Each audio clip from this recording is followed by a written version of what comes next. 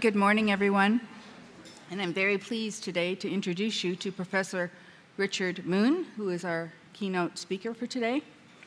Dr. Moon is a distinguished university professor and professor of law at the University of Windsor in Ontario, Canada. Dr. Moon's research and expertise focus on freedom of expression, freedom of conscience and religion, and the Charter of Rights and Freedom. At the University of Windsor, he teaches courses on constitutional law, freedom of expression, access to justice, and freedom of religion. Dr. Moon is the author of many books, including The Life and Death of Freedom of Expression, University of Toronto Press, 2024, Putting Faith in Hate, When Religion is the Source or Target of Hate Speech, Cambridge University Press, 2018, Freedom of Conscience and Religion, second edition published in 2024, and The Constitutional Protection of Freedom of Expression, U of T Press, 2000. Additionally, Dr. Moon is the editor or co-editor of many book collections, such as Law and Religious Pluralism in Canada, Religion and the Exercise of Public Authority, Indigenous Spirituality and Religious Freedom, and The Surprising Constitution, the latter of which was published by University of British Columbia Press in 2024. He has also given several media interviews on issues of hate crimes, hate speech, religious expression, and protest bans. His 2024 media interviews have focused on campus encampments supporting Gaza, the University of Toronto injunction application, how the war in Gaza is testing Canada's hate speech laws, and he's done several interviews on freedom of expression and constitutional rights. Dr. Moon has been the recipient of both the Law School and university-wide teaching awards, the Mary Lou Dietz Award for contributions to the advancement of equity in the university and in the community, and the Sir Muhammad Zufrullah Khan Distinguished Public Service Award, the Ahmadiyya Muslim Jamaat, in Toronto, July the 15th, 2023. Dr. Moon has held several academic positions, including president of the Canadian Law and Society Association, and currently he is editor-in-chief of the Windsor Yearbook of Access to Justice. Please join me in welcoming Professor Richard Moon.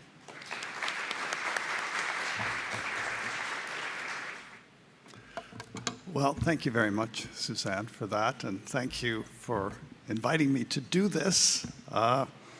It's obviously a great honor, and lovely to have met a number of people so far, and hope to meet more people in the remaining day. I want to say a little bit about freedom of expression, the state of freedom of expression in Canada and more broadly at the moment, and if I have time at the end, I'd like to say a little bit about demonstrations and encampments. And if I don't have time, I hope somebody will ask me a question along those lines. We'll just play that by ear. Okay. So I start, when thinking about freedom of expression, I start with a fairly simple observation. The freedom is not simply a liberty, a right to be left alone. The freedom protects the individual's right to communicate with others, to speak to others and to hear what others have to say. The right of the individual, then, is to participate in an activity that is deeply social in character, that involves community resources, public property, the internet, and social languages of different kinds. The freedom, I believe, is valuable, freedom of expression is valuable because human agency and human identity emerge in discourse, in the joint activity of creating meaning. Our ideas and feelings take shape when we formulate them in language, put them before us and before others, and participate in discussion or conversation with others. Recognition that human agency and identity emerge in communicative interaction is crucial to understanding not only the value of expression, but also its potential to do harm. Our dependence on expression means that words can sometimes be harmful. Expression can threaten, it can harass, it can deceive, it can manipulate. A commitment to freedom of expression means that the individual must be free to speak to others and to hear what others have to say. And to be able to do these things without interference from the state. It is said that the answer to bad or erroneous speech is more speech, or counter-speech, as it's sometimes referred to. And importantly, the listener and not the speaker is seen as responsible, as an independent agent, for any actions that he or she may take in response to what they hear, including harmful actions, whether these actions occur because they agree or disagree with the speaker's message. In other words, respect for the autonomy of the individual as either a speaker or listener means that speech is not ordinarily regarded as a cause of harmful action. Just going to make sure I keep some idea on time here. So a speaker doesn't cause harm simply because he or she persuades the audience to act in a particular way or to adopt a particular view. Underlying this commitment to freedom of expression and the refusal to treat speech as a cause is a belief that humans are substantially rational beings capable of evaluating factual and other claims, and also an assumption that public conversation, public discourse is open to a range of competing views that may be assessed by the audience. The claim, then, that bad speech should not be censored, but rather answered by better speech, depends on both these assumptions: the reasonableness of human judgment and the availability of competing perspectives.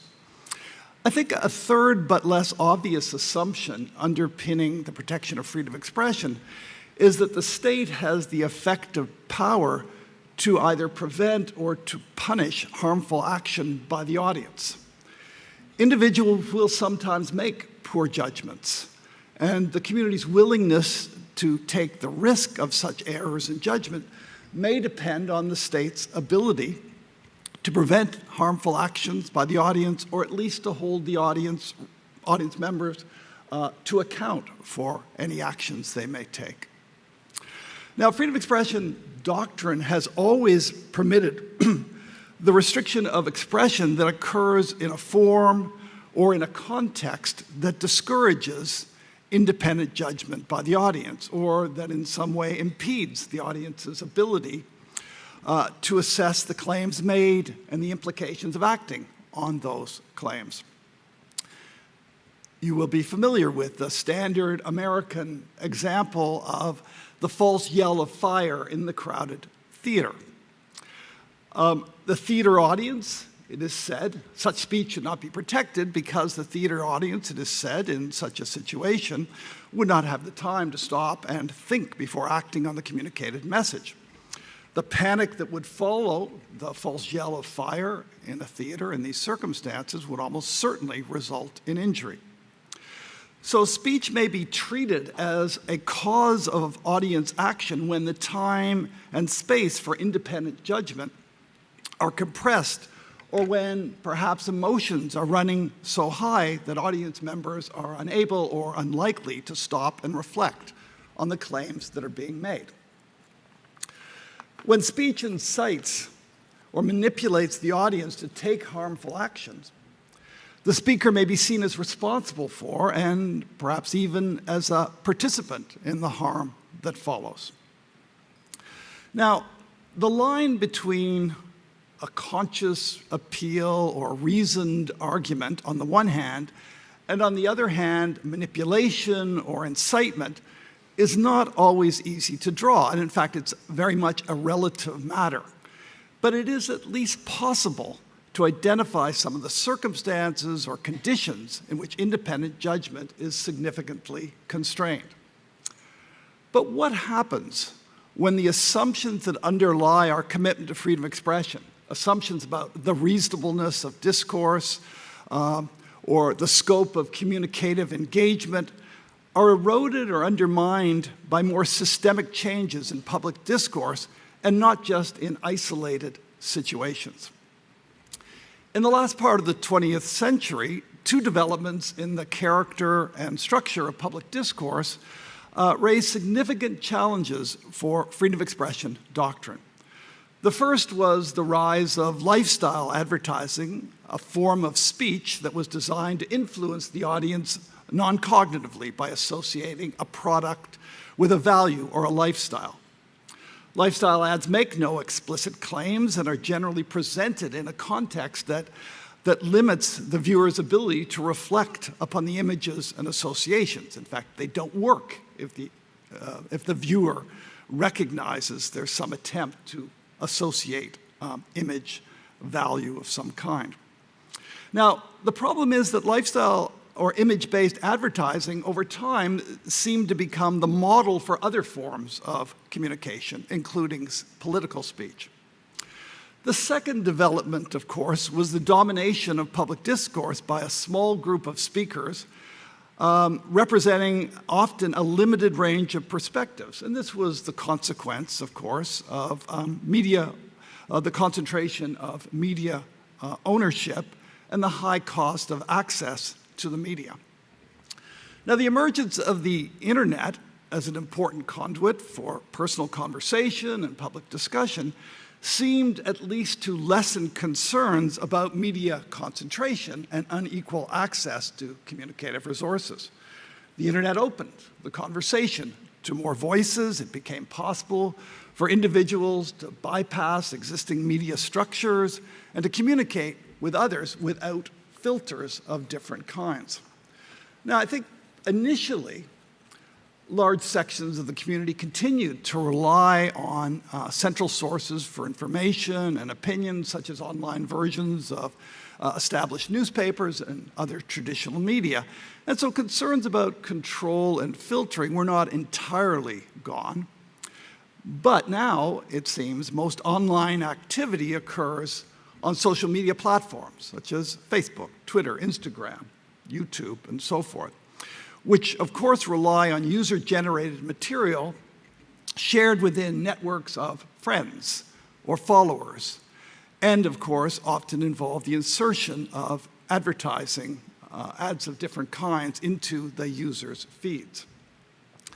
Now, despite their failings, newspapers and broadcast stations often provided a common space, served as part of the public sphere, as it were, where a large and sometimes diverse group of readers or viewers were exposed to different views and to information that was generally reliable.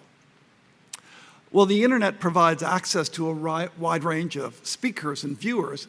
The sheer volume of material that is posted online without filtering means that internet users, as a practical matter, are only able to view a tiny portion of what's available. The consequence of this, of course, is that users tend to expose themselves to a relatively narrow range of opinions that reinforce the views that they already hold. Selective access, though, occurs not just by choice, but also by design. The habit of going to sources that confirm one's existing views, confirmation bias, is reinforced by the algorithms used by search engines such as Google and platforms such as YouTube and Facebook that direct individuals to sites or posts that are similar to those that they have visited in the past. Search engines, social media platforms, and so forth are designed to keep users on their platforms and exposed to the platform's ads. The attention of users, we discover, is easily captured by stories that confirm their existing views or play to their biases or that are sensational in character. Now, this use of algorithms may not count as censorship, at least as that term is commonly used, but it has the same effect. determining or selecting the information and opinions to which individual users are exposed. In a sense, editing their experiences. The result of this selection is, of course, what is sometimes referred to as the echo chamber, in which individuals hear their existing views fed back to them or become immersed in more and more extreme versions of their views, of the views they hold, all while imagining that they are being exposed to a range of views, or at least to views that are widely held by others. Advertisers have always targeted particular audiences by placing their ads in selected publications or broadcast time slots. But as we know, the accumulation by social media platforms and search engines of personal data from users has now made possible what is sometimes referred to as micro-targeting of ads, both commercial and political ads. Ads can now be directed at particular individuals or groups and designed to play to their specific concerns and prejudices. Because these messages are both personal, directed at individual users, and private, visible only to the targeted individuals, they are generally insulated from outside scrutiny. Powerful commercial and political actors then are able to direct specific messages, many of which are deceptive or manipulative in character, and place them in ways that that leave them free from any significant public examination. With so much unfiltered material available online, individuals are bound to have difficulty in distinguishing between reliable and unreliable information. The fragmentation of audiences and the absence of filters have allowed disinformation and conspiracy theories to spread more easily and widely. The object of much false information, much of the false material that is released online, is not to persuade the audience of a particular view, but simply to sow doubt or to confuse. On platforms such as Facebook, individuals share stories with close friends, social acquaintances, political allies, a broad group of friends who are generally like-minded. When competing positions are formed around particular social groups, groups that may be linked by ethnicity, religion, class, location, debate between groups ceases to be about persuading others or understanding the views of others and becomes more or less a declaration of group identity or group allegiance in some way. An individual's beliefs, even beliefs about factual matters, then are often based not on judgment or reason, but instead on group membership and become a matter, again, of group loyalty. This means that even if social media users are not entirely insulated from opposing views, they may be unwilling or unable to engage with those views in a serious way. When individuals who hold different views do engage with others, with those who hold competing views, their engagement is often combative. These exchanges, online and impersonal, often seem to deepen the divide and intensify partisan loyalties.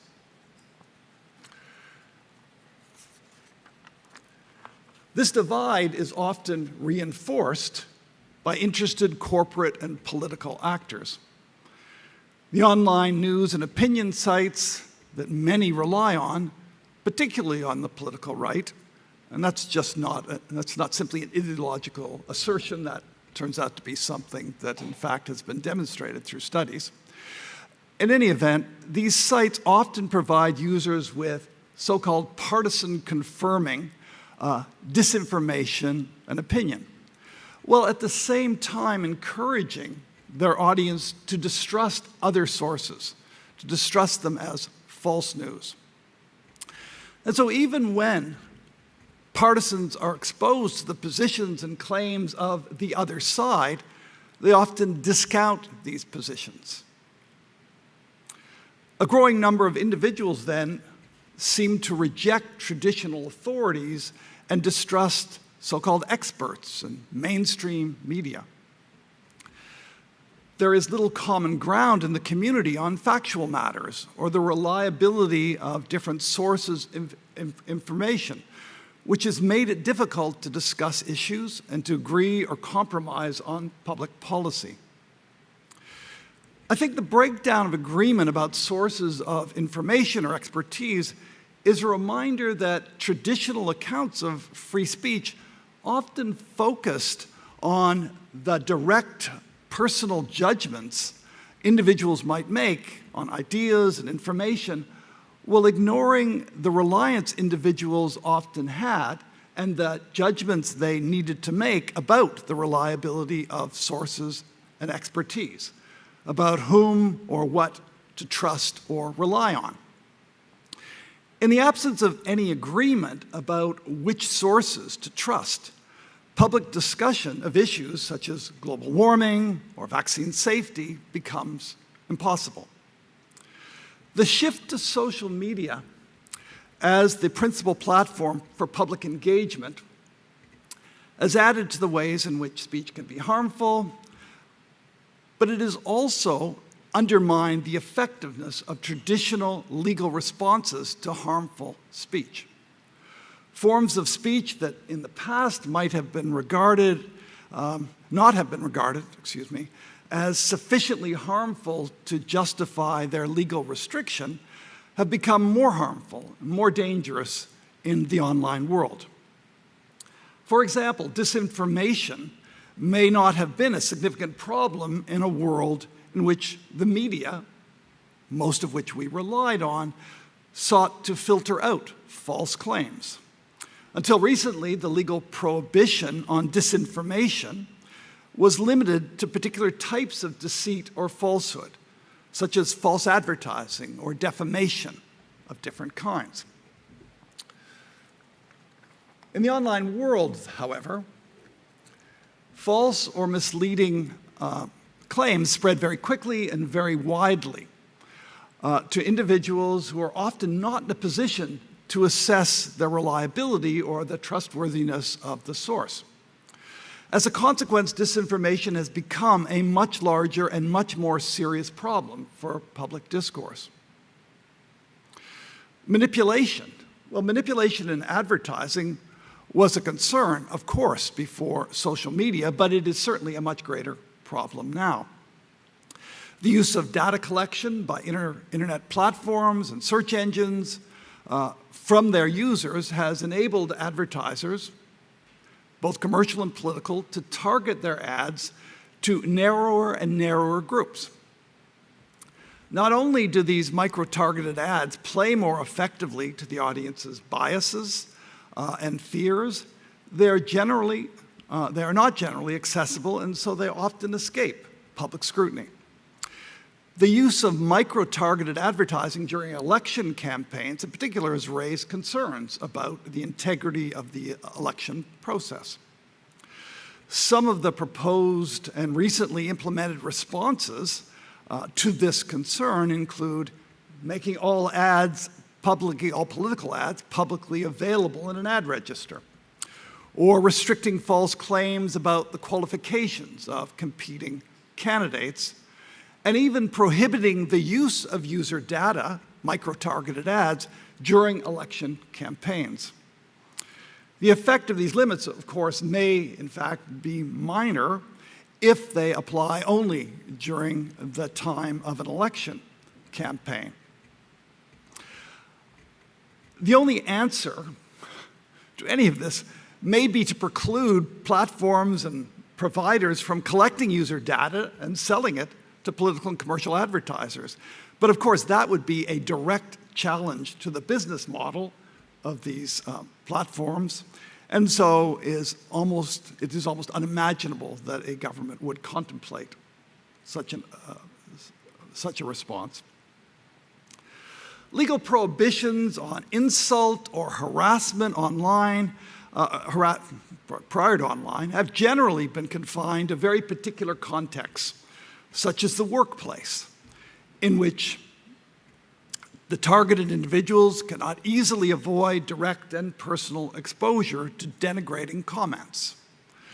However, in the online world, speech that is insulting or denigrating, although not occurring face-to-face or in a closed environment, can be repetitive, difficult to avoid, widespread, and enduring in character. Harassment has now taken new forms online, such as the sharing or public posting of intimate images of a person without their consent, or doxing, for example, which, as I'm sure you know, involves the public posting of an individual's personal information. Harassment online as well, of course, can be coordinated. I'm sure many of you have experienced this. Receiving the same harassing message from multiple sources, a form of what's sometimes referred to as mobbing. Harassing speech has now become so commonplace, so nasty, and so difficult to avoid that it threatens to undermine public discourse by intimidating users into silence or driving them from social media platforms. Even if we think a particular form of speech is harmful and ought to be regulated in some way, the traditional legal responses seem to be inadequate to the task. Criminal prosecution for hate speech or obscenity or harassment is simply too slow and too cumbersome to address harmful speech online that is often posted anonymously and circulates quickly and widely. For the same reason, civil actions seem inadequate as a response to online harms such as defamation. Any legal response to harmful online speech, then, must involve social media platforms requiring them to filter out or take down material that is unlawful. The Online Harms Bill, for example, recently proposed by the federal government, puts forward some form of co-regulation, which places responsibility on the platforms and search engines to establish systems to remove harmful or unlawful material with some monitoring by a government agency. Because the larger social media platforms must rely on automated systems for reviewing material, given the large volume of material that is posted daily on these platforms and the speed at which this material spreads, the decisions of these platforms are bound to be imperfect, sometimes catching material that is not unlawful and other times material that is. And so any process that seeks to oversee this is bound to be imperfect. The object of co-regulation, it is said, is to manage systemic risks or to ensure that due care is exercised in the creation and application of these processes. We certainly are going to have a debate over the next many months about the scope of the Online Harms Bill and its strengths and its weaknesses, and we will see how that unfolds. So what future does the right to free expression have in this changing landscape?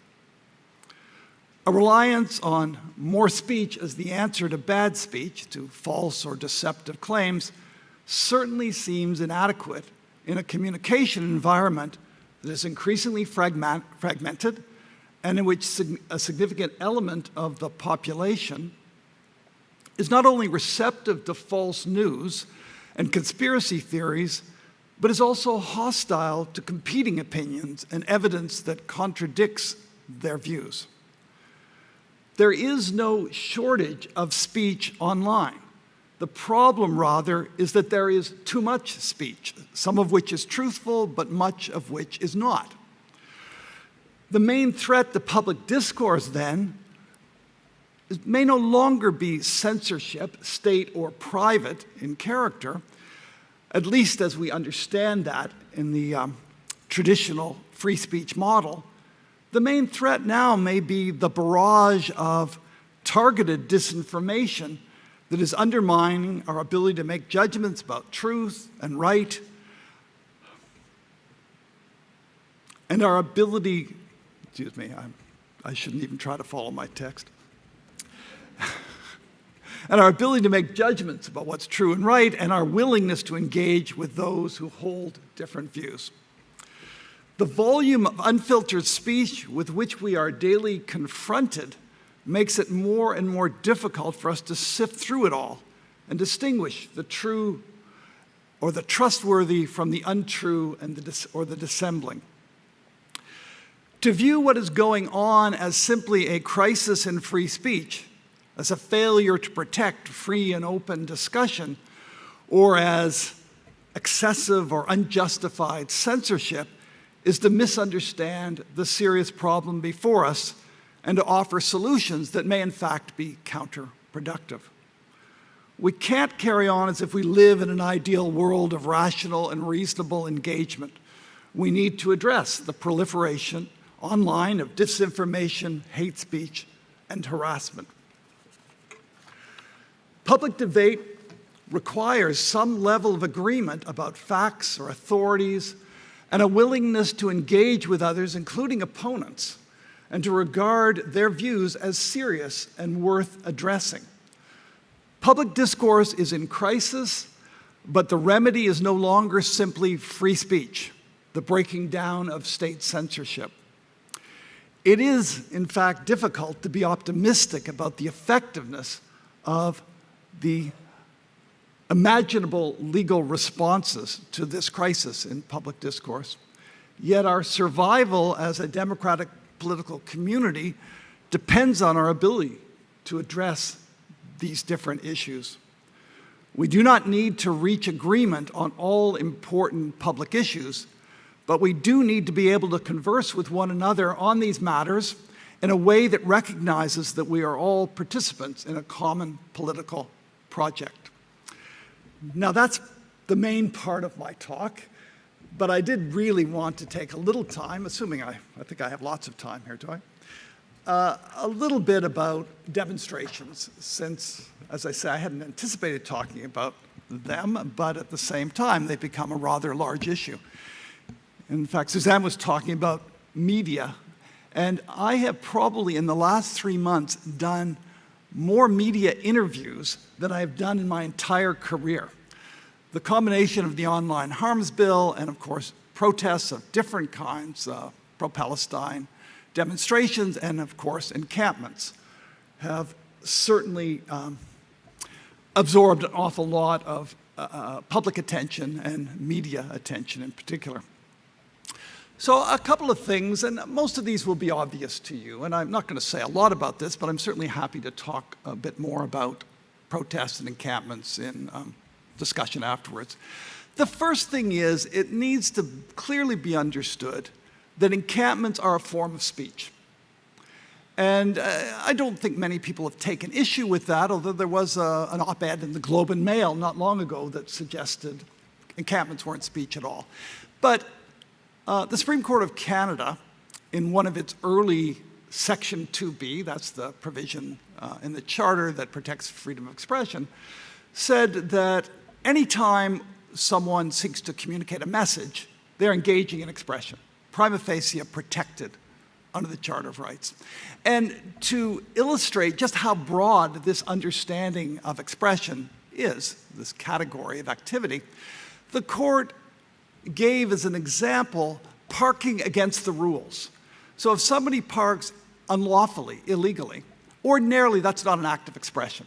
They do so because, I don't know, they don't want to pay or they can't find a convenient spot. But if in fact they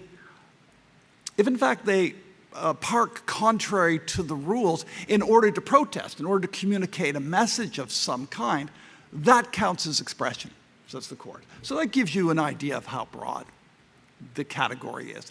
And in fact, in earlier judgments or cases concerning the Occupy movement encampments, the courts either said or took for granted that those encampments were an act of expression.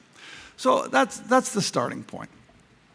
The other question concerning encampments on university property, is whether universities are subject to the Charter of Rights.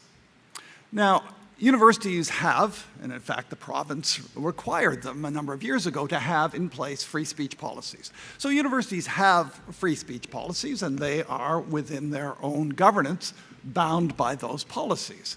But then there's a second level, and that is whether or not the charter is actually applicable to universities.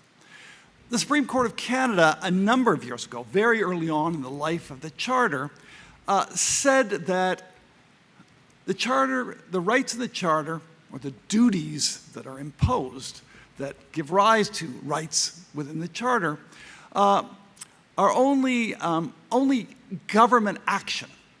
Only government actors or government action is subject to the charter. And in an early case concerning mandatory retirement, the court decided that universities were not, in fact, government actors because they were, said the court, substantially autonomous in their governance. Their policy is set by a board of governors, by a senate, and so forth, and not directed by the state itself. And this was even though they may be statutory creations, even though they may receive funding, not as much as they should be, from the state, but nevertheless, despite all of these factors, they are not government actors. Now, the court also said, however, that a private entity, like a university or a hospital, which they also decided hospitals were not ordinarily government actors, if that entity was implementing government policy in some kind of specified way, then that action by an otherwise private entity would, in fact, be subject to charter review. Now, the courts in Alberta, the Court of Appeal in Alberta, has held that universities, when regulating speech on campus, are engaging in government action, and therefore their regulations will be subject to charter review. The question remains an open one in Ontario, since we don't have, recently at least, any clear decisions on this matter, but there's certainly a strong argument to be made that because the government of Ontario has required universities to put in place free speech policies, and more recently has required universities to put in place policies around hate speech, discriminatory speech of different kinds, that the universities can now be seen as carrying out government policy when they are regulating speech on campus, and particularly in the open spaces of campus. I skimmed last night the University of Waterloo's statement of claim concerning the encampment, and there were just a couple of things I wanted to take note of. One of them is the use of private property, the university's private property.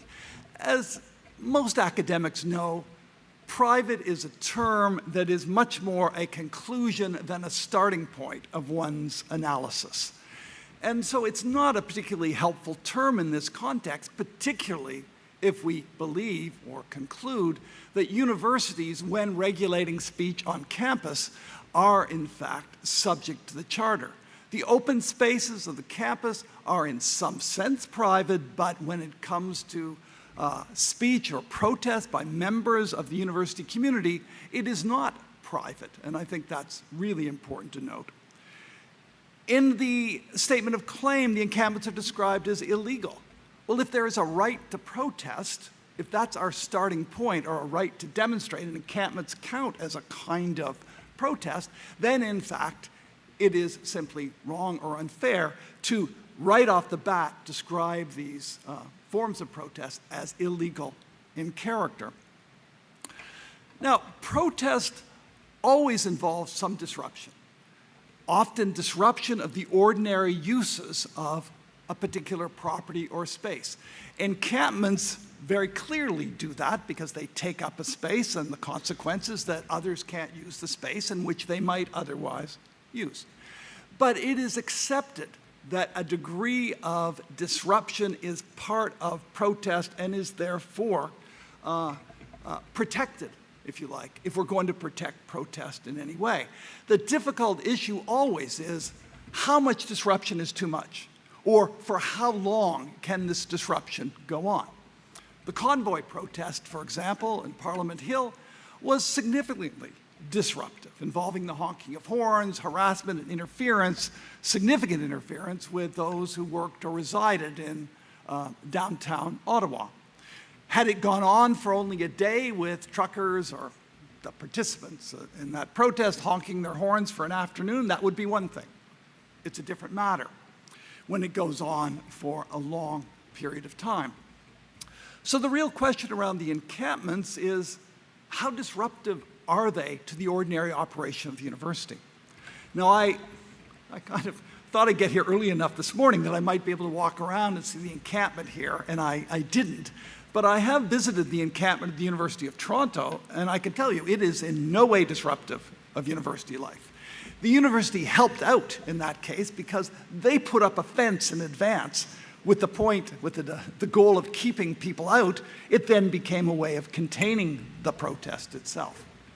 The last thing I'll say is I find very troubling in the statement of claim the claim for a substantial amount of money, partly grounded, partly based on a claim of defamation. People can say things that are offensive and hurtful, but that does not make them illegal. It does not make them defamatory. They may be insensitive, they may be offensive in different ways. In any event, I assume that is more of an intimidation tactic rather than a genuine claim being made. Anyway, I'll say no more about that. I've probably put my views out fairly clearly. Thank you very much.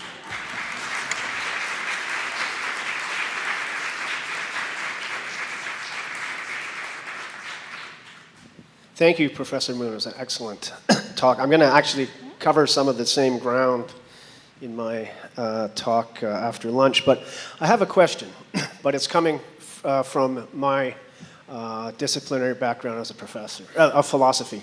So if not more speech in response to, and I'm not thinking about the hate speech or the bullying, harassment, and mobbing, that's one thing. I'm talking about things like pseudoscientific critiques that circulate online. If not refutation, what?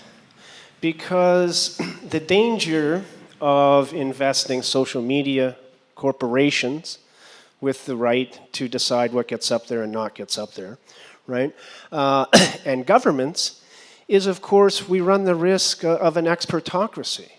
And people who run Facebook aren't experts on probability modeling and atmospheric science and all that, nor are members of the government of the day. So if not more speech, what? Who can legitimately regulate it? Without at all disagreeing with you that we're in a new space here. And I'm not a naive philosopher. I understand that reason and rational argument only take us so far, and yet in this case, I don't know what the alternative is. When Donald Trump says fake news, everybody goes, oh yeah, Donald Trump, fake news. Well, when Noam Chomsky wrote Manufacturing Consent in the 1980s, it was a left-wing sensation. Our former colleague Jim Winters wrote a book called Lies the Media Tell Us. So this has been a problem.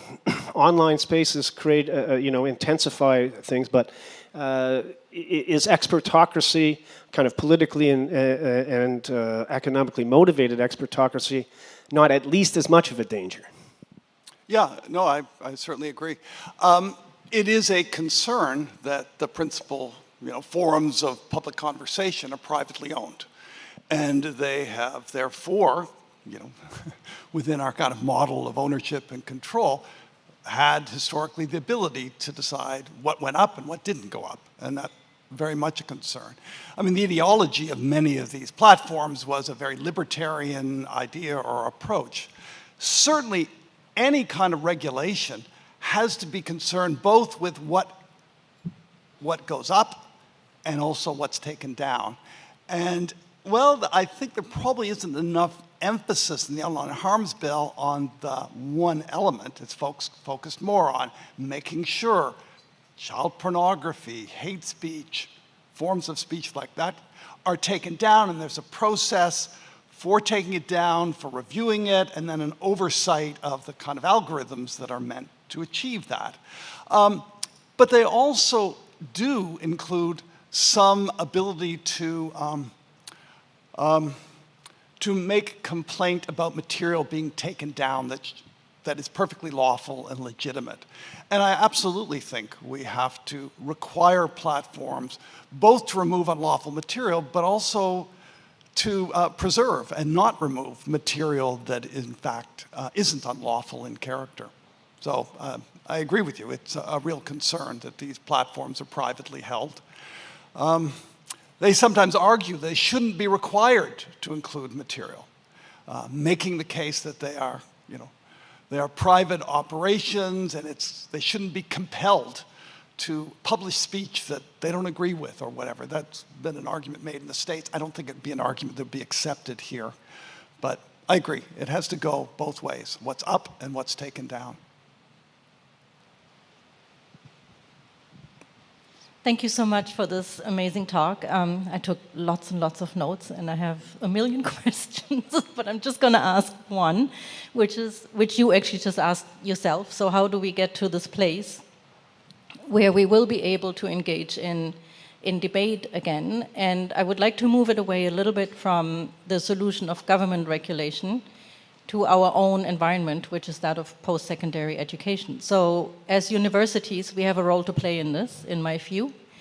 As educators of the next generation, we have a role to play in this. And more personally, through my involvement with the task force on freedom of expression and inclusive engagement, we have a role to play in this. And one of our recommendations that has come forward is to develop a multi-year program or programming for students and the entire community exactly on this topic. So what role do post-secondary educations have to play in making sure that we don't lose the ability to engage in free debate and not respond with declarations like you and sometimes combative declarations like you said earlier.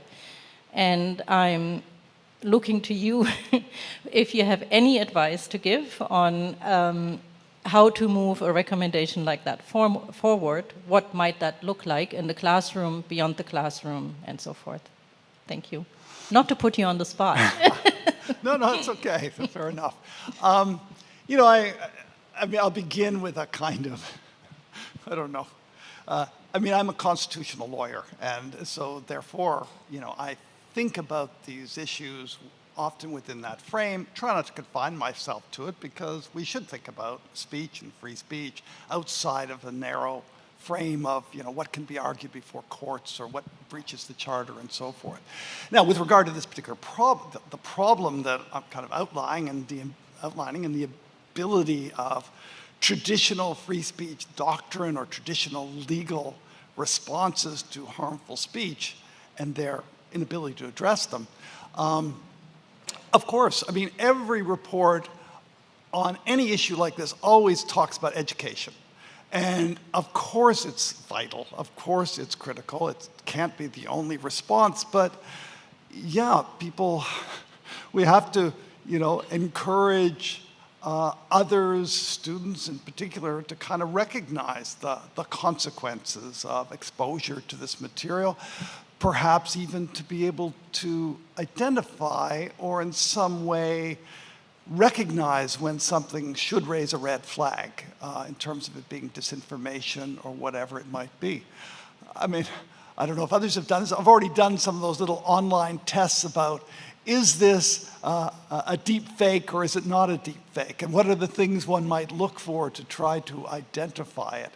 But even just to be aware of the prevalence of this and the motivation behind these sorts of things seems to be critical. So yeah, of course, I say I'm not an expert in education. I teach, so I guess I should have some knowledge or expertise on that. But in terms of structuring a course like that, and even knowing what's coming, what's out there and how it operates and what animates it and How to try to respond to it, I'm certainly not an expert around that. I mean, in terms of education. So, best of luck. Thank you very much, everybody, for your questions and comments, and thank you, Dick Moon.